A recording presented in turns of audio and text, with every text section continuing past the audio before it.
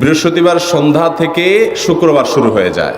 শুক্রবার বা জুমার দিন, এই দিন সম্পর্কে কোরআন এবং হাদিস থেকে ঘেঁটে আমরা 14টা আমলের কথা একটা লম্বা বড় ভিডিওতে বলেছি। আজকে সেখান থেকে আমি সংক্ষেপ করে এই 14টার মধ্যে আবার অতি গুরুত্বপূর্ণ 5টা আমলের কথা বলবো ইনশাআল্লাহ। নাম্বার 1, সবচেয়ে বেশি যেটা করতে হবে পরিমাণে, জুমার দিন জুমার রাত, বৃহস্পতিবার সন্ধ্যা থেকে নিয়ে শুক্রবার সন্ধ্যার আগ পর্যন্ত পরিমাণে সবচাইতে বেশি করতে হবে যে আমলটা, সেটা হলো দুরূদ শরীফের আমল। নবী করিম সাল্লাল্লাহু আলাইহি ওয়াসাল্লাম বলেছেন, আকসিরু আলাইয়া মিনাস সালাতি মিন ইয়াউমিল জুমআতি ওয়া লাইলাতিল জুমআহ, তোমরা জুমার দিন এবং জুমার রাতে আমার প্রতি বেশি বেশি দুরূদ পাঠ করবে, দুরূদ প্রেরণ করবে। ফাইন্না সালাতাকুম মা'রুদাতুন আলাই, কারণ তোমরা যে দুরূদ পাঠ করো এটা আমার কাছে পেশ করেন আল্লাহর ফেরেশতারা, এবং রীতিমতো নামধাম সহকারে আল্লাহর একদল ফেরেশতা নিয়োজিত আছে। তারা বলেন, আল্লাহ, হে আল্লাহ রাসূল, আপনার অমুক উম্মত, অমুক অনুসারী, আল্লাহর অমুক বান্দা পৃথিবীর অমুক প্রান্ত থেকে, অমুক দেশ থেকে, অমুকের সন্তান, সে আপনার প্রতি দুরূদ পেশ করেছে জুমার দিনে, জুমার রাতে বা অন্য সময়ে। এটা নবী করিম সাল্লাল্লাহু আলাইহি ওয়াসাল্লামের কাছে রিপোর্ট দেওয়া হয় আল্লাহর নিযুক্ত ফেরেশতাদের মাধ্যমে। এই জন্য শুক্রবার এবং শুক্রবার দিন এবং রাত, অর্থাৎ বৃহস্পতিবার সন্ধ্যা থেকে নিয়ে শুক্রবার সন্ধ্যা পর্যন্ত এই 24 ঘন্টার মধ্যে নবী করিম সাল্লাল্লাহু আলাইহি ওয়াসাল্লামের ভাষ্য খেয়াল করেন, আকসিরু আলাই। ওলামা একরাম জানেন, নবী আলাইহিস সালাম সাধারণত কোনো আমল পরিমাণে বেশি করতে বলতেন না। পরিমাণে বেশি করতে বলার মতো আমল খুব কম ইসলামে। গোটা কোরআন যদি খোলেন আপনি, পরিমাণে অধিক করতে বলা হয়েছে এরকম আমল খুব বেশি পাবেন না। তোমরা বেশি বেশি করে নামাজ পড়ো, বেশি বেশি করে রোজা রাখো, এরকম কথা কোরআন হাদিসে নাই। অবশ্যই একজন ইমানদার 5 ওয়াক্ত ফরজ নামাজের পাশাপাশি অধিক পরিমাণে নফল নামাজও পড়বেন, সেটা ভিন্ন কথা। কিন্তু কোরআনে বেশি পরিমাণে আল্লাহর জিকির করার কথা বলা হয়েছে। আর নবী করিম সাল্লাল্লাহু আলাইহি ওয়াসাল্লাম বৃহস্পতিবার সন্ধ্যা শুরু হলে শুক্রবার সন্ধ্যার আগ পর্যন্ত বেশি পরিমাণে করতে বলেছেন যে কাজটা, সেটা হলো দুরূদ শরীফের আমল। দুরূদের এই আমলটা, এটা করার জন্য আল্লাহ তাআলা এমন সহজ করে দিয়েছেন যে ওযুর প্রয়োজন নাই। আপনার ওযু নাই, তারপর আপনি দুরূদ পাঠ করতে পারবেন। এবং আপনি এই বড় দুরূদ পড়ার মতো সময় নাই, তো আপনি একেবারে সবচেয়ে সংক্ষিপ্ত দুরূদ পড়েন সাল্লাল্লাহু আলাইহি ওয়াসাল্লাম, তাতেও দুরূদ পাঠের সওয়াব পাবেন। আমলটা করবো তো ইনশাআল্লাহ। নাম্বার 1। নাম্বার 2, জুমার দিন উপলক্ষে অন্য যে কোনো দিনের চাইতে জুমার দিন অর্থাৎ শুক্রবারের ফজর নামাজ পুরুষরা মসজিদে জামাতের সাথে পড়বেন।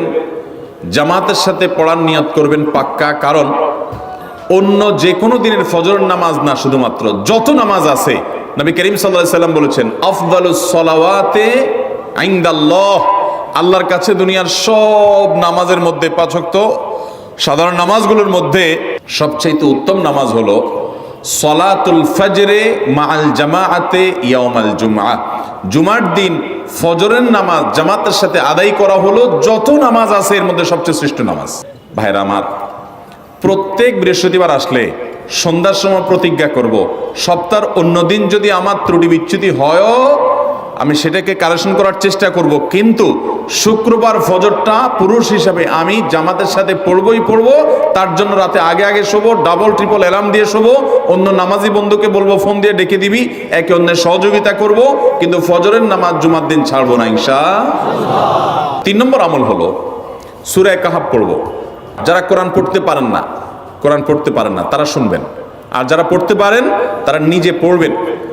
সূরা কাহাফ যদি জুমার দিন কেউ পড়ে, নবী করিম সাল্লাল্লাহু আলাইহি ওয়াসাল্লাম বলেছেন এই সূরাটা তার জন্য নূর হবে, নূর, আলো আল্লাহর তরফ থেকে।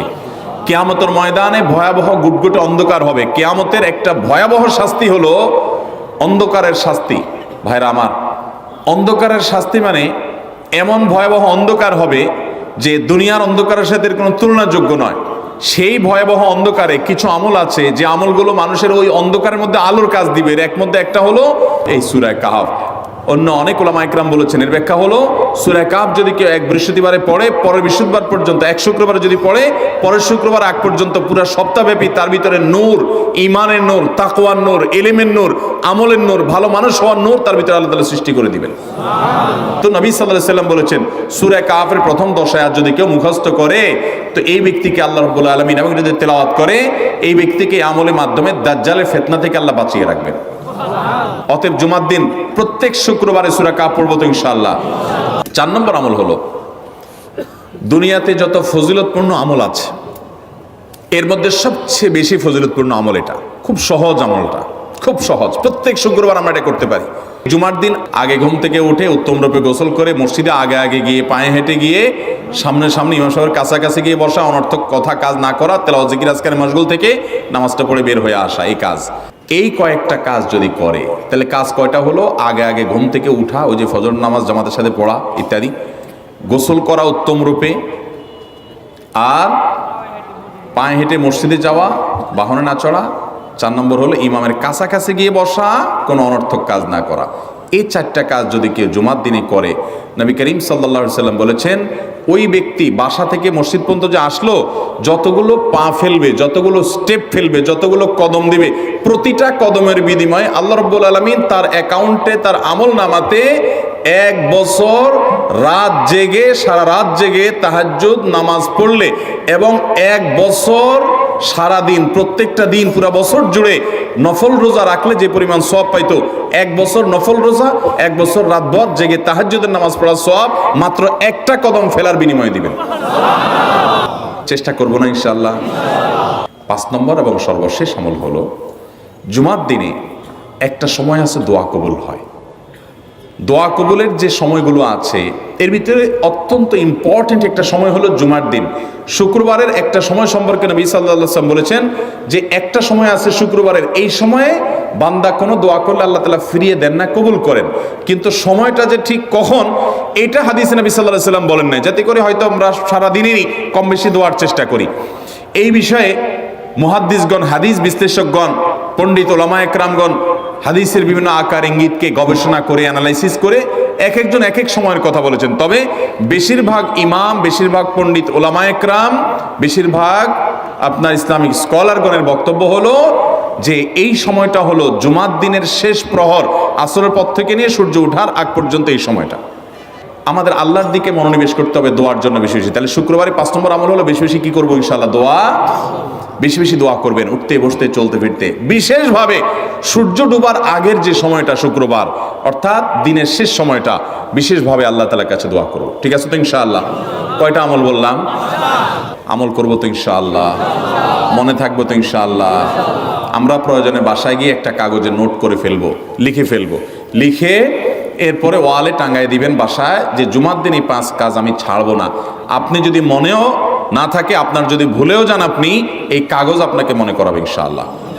বাসায় ফ্যামিলির লোকদের সাথে শেয়ার করবেন, জুমার দিন হুজুর বলেছেন, আমি একটু আমার মন থেকে বলিনি, এগুলো সব কোরআন হাদিসের কথা বলেছি আপনাদেরকে। কোরআন হাদিসের আলোকে 5টা আমলের কথা বলেছেন, বিশেষভাবে জুমার দিন আমি 5টা আমল করবই করব। ভাইরা আমার, প্রত্যেক জুমার দিন যদি আপনি একটু ইমানের রিচার্জ করেন, ইনশাআল্লাহ সারা সপ্তাহ আপনার জন্য সেটা উপকারে আসবে। চেষ্টা করবো তো ইনশাআল্লাহ? আল্লাহ তাআলা এই আমলগুলো আমাকে, আপনাকে, আমাদের সবাইকে করার তৌফিক দান করুন।